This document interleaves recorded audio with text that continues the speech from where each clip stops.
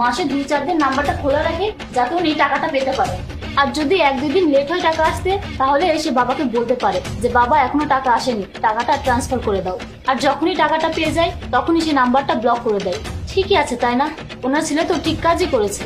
এখন আমার কথাই বলি, আমি যখন অফিসে যাওয়ার জন্য বের হচ্ছিলাম তখন আমার বাবা আমাকে অনেক কথা বললেন যে তুই আমাকে সময় দিস না, তুই সময় দিস তোর মিটিং এ, তুই আমার সাথে কখনোই বসিস না।